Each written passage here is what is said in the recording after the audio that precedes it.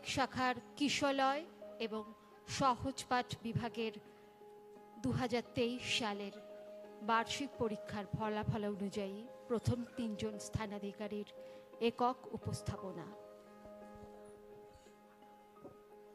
সহজপাঠ থেকে অনুস্মিত দাস, শ্রেয়াঙ্কা বোস এবং কিশলয়ের অনুষ্কা বণিক।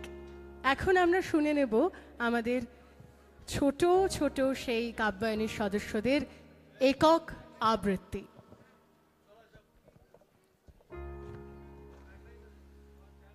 কবিগুরু রবীন্দ্রনাথ ঠাকুর।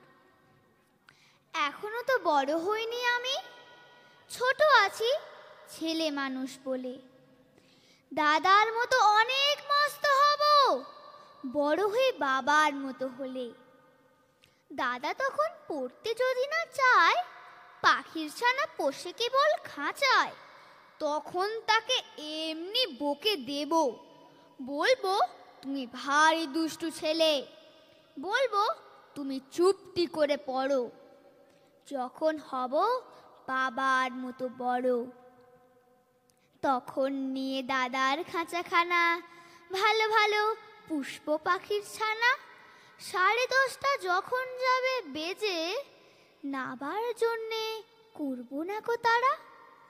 ছাতা একটা ঘাড়ে করে নিয়ে চটি পায়ে বেরিয়ে আসবো পাড়া। গুরুমশাই দাওয়ায় এলে পরে চৌকি এনে দিতে বলবো ঘরে। তিনি যদি বলেন, খোকা দেরি হচ্ছে, সিলেট কোথা, বসে পড়া করো, আমি বলবো খোকা তো আর নেই, হয়েছি যে বাবার মতো বড়। গুরুমশাই শুনে তখন কবে, বাবু মশাই আসি এখন তবে। খেলা করতে নিয়ে যেতে মাঠে ভুলু যখন আসবে বিকেল বেলা, আমি তাকে ধমক দিয়ে কব, কাজ করছি গোল করো না মেলা। রথের দিনে খুব যদি ভিড় হয়, একলা যাব করবো না কো ভয়। মামা যদি ছুটে এসে বলেন, খোকা হারিয়ে যাবে, আমার কোলে চড়ো, আমি বলবো, দেখছো নাকি মামা হয়েছে যে বাবার মতো বড়। দেখে দেখে মামা বলবেন, তাই তো, খোকা আমার সে খোকার নাই তো। মা, আমি যেদিন প্রথম বড় হব সেদিনই গঙ্গা স্নানের পরে তুমি যখন আসবে খিড়কি দুয়ার দিয়ে, ভাববে কেন গোল শুনিনে ঘরে। আমি তখন চাবি খুলতে শিখে যত ইচ্ছে টাকা দিচ্ছি ঝিকে। তুমি দেখে বলবে তাড়াতাড়ি, খোকা তোমার খেলা কেমন তরো। আমি বলবো, মাইনে দিচ্ছি আমি, হয়েছি যে বাবার মতো বড়। পুরো যদি টাকা, পুরোই খাবার, যত চাই মাইনে দেব আবার। আশ্বিনেতে পুজোর ছুটি হবে, মেলা বসবে গাজনতলার মাঠে। বাবার নৌকো কত দূরের থেকে লাগবে এসে বাবুগঞ্জের ঘাটে।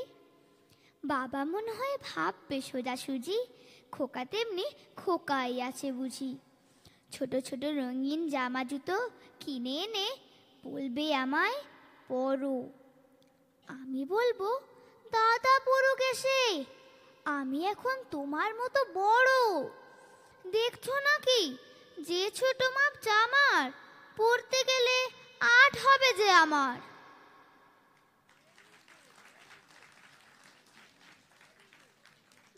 নমস্কার, আমার নিবেদন কবি সুকুমার রায়ের লেখা কবিতা গোপচুরি।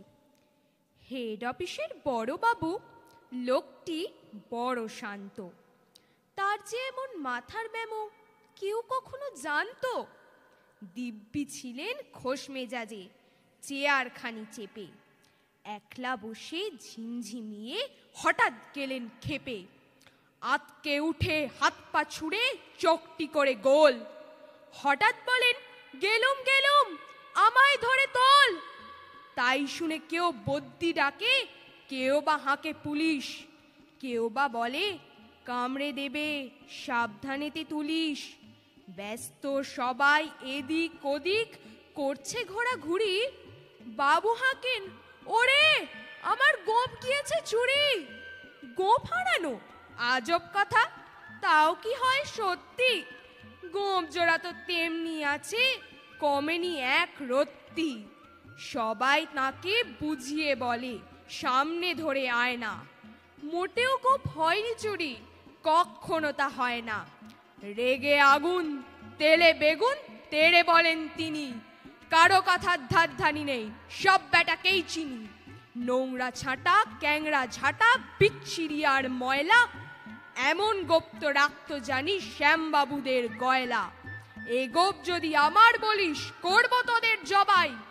এই না বলে জরিমানা করলেন তিনি সবাই। ভীষণ রেগে বিষম খেয়ে দিলেন লিখে খাতায়, কাউকে বেশি লাই দিতে নেই, সবাই চড়ে মাথায়। আপিসের এই বাঁদরগুলো মাথায় খালি গোবর, গোপ জোড়া যে কোথায় গেল কেউ রাখে না খবর। ইচ্ছে করে এই বেটাদের গোপ ধরে খুব নাচি, মুখগুলো মুন্ডু ধরে কোদাল দিয়ে চাঁচি। গোপকে বলে তোমার আমার, গোপ কি কারো কেনা? গোপের আমি গোপের তুমি, তাই দিয়ে যায় চেনা। ধন্যবাদ। নমস্কার। কবি মন্দাক্রান্তা সেনের লেখা কবিতা বসন্ত উৎসব। বসন্তকাল আসলে পরে গাছ গাছালির মজা, সবাই মিলে উড়িয়ে দিল কিশলয়ের ধ্বজা। সেজে গুজে চলল সবাই উৎসবে যোগ দিতে। শিমুল পলাশ সবার মাথায় টুকটুকে লাল ফিতে। কৃষ্ণচূড়ার আগুন রঙের ওড়না চুড়িদার, রাধা চূড়ার মতন আছে স্বর্ণচূড়ি কার? জারুল পারুল ভাই বোনেতে করছে কি হাঙ্গামা, ওদের যে চাই গোলাপি আর বেগনি রঙের জামা। আলোক সজ্জা নইলে কি আর তেমন শোভা খোলে, অমল তাসের ডালে সোনার ঝাড় লণ্ঠন দোলে। মুখ লুকিয়ে শুকিয়ে ছিল মাদার গাছের ডাল, দক্ষিণ হাওয়ায় খবর পেয়ে উঠল লালে লাল। ভিনদেশি এক অতীত এলো শাখিন মাদুরায়, নামখানি তার ছায়া তরু রূপের সীমানায়। রুদ্রপলাশ নামটি বড্ড কঠিন এবং ভারী, কমলা রঙের পাগড়ি তারও কেমন মনোহারী। এমনি তরুণ নানান সাজে সেজে সকল গাছ, সবাই মিলে করল শুরু মহোৎসবের নাচ। নাচে গানে খুশির টানে উঠল সবাই মেতে। কেউ দেখেনি দূরের মাঠে কে ছিল ওত পেতে।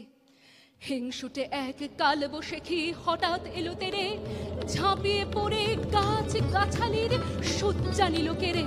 ফেললো ছিঁড়ে নতুন জামা, ঝাঁকিয়ে দিল চুল, পথের ধুলোয় লুটিয়ে দিল সদ্য ফোটা ফুল।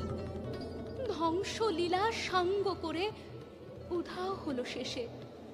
কেন এমন দুঃখ এলো হাসি খুশির দেশে? আসলে কি এমনি করেই জীবন ধারা বয়, সুখের ভীষণ কাছেই থাকে দুঃখ পাওয়ার ভয়। ফুল ফোটানোর মাসেই আসে কাল বৈশাখীর হানা, বিপদ কোথায় লুকিয়ে থাকে যায় না তাকে জানা। তাই বলে কি শিমুল পলাশ ফুটবে না আর কাল? রাত পোহালে উঠবে ভোরে কৃষ্ণচূড়ার ডাল। হিংসুটে ঝড় আজকে যাদের হাত পা দিল ভেঙে, কালকে তারাই নতুন রঙে উঠবে আবার রেঙে। না হয় আবার ঝড়ের হাতে দুঃখ পেতে হবে।